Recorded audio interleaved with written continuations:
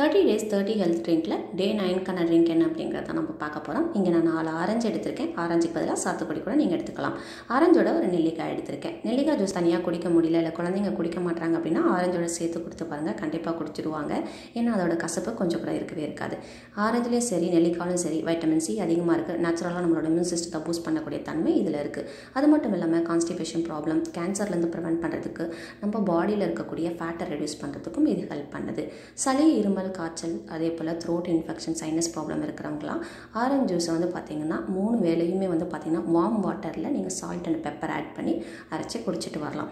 So starting ஸ்டேஜ்லேயே வந்து பார்த்திங்கன்னா இப்போ நமக்கு சளி இப்போ ஸ்டார்ட் ஆகுது அப்படின்னா அந்த டைமில் இந்த மாதிரி ட்ரிங்க்கை நீங்கள் ட்ரை பண்ணும்போது உங்களுக்கு கண்டிப்பாக ரிசல்ட் இருக்கும்.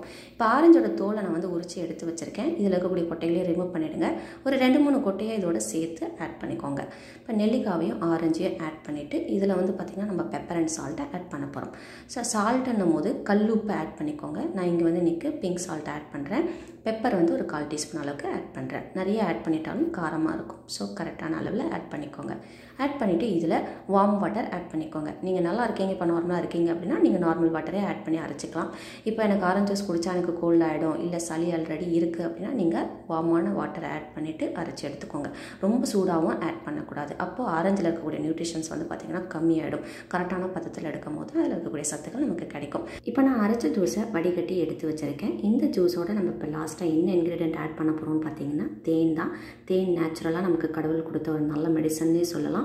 இது வந்து நம்மளோட சளி, இருமல், த்ரோட் இன்ஃபெக்ஷன், சைனஸ் ப்ராப்ளம் இருக்கிறவங்களுக்கு நம்மளோட எதிர்ப்பு சக்தியை, நோய் எதிர்ப்பு சக்தியை அதிகப்படுத்துறதுக்கு இது ஹெல்ப் பண்ணுது. ஸோ இதை ஆட் பண்ணிவிட்டு நல்லா மிக்ஸ் பண்ணிக்கோங்க. இப்போது ஸ்டார்டிங் ஸ்டேஜ்லேயே ஒரு ப்ராப்ளம் இருக்கும் போது இதை எடுத்துக்கிட்டிங்க அப்படின்னா தான் உங்களுக்கு ரிசல்ட் இருக்கும். சளி, இருமல்லாம் இப்போ ஸ்டார்ட் ஆகும்போதே நமக்கு தெரியும். த்ரோட் வந்து பார்த்திங்கன்னா லைட்டாக வந்து கரகரன்னு இருக்கும்.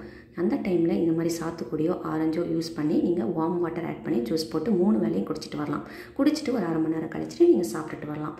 இதோட கொஞ்சம் சுக்கு பொடி சேர்த்து அரைச்சி குடிச்சிட்டு வாங்க.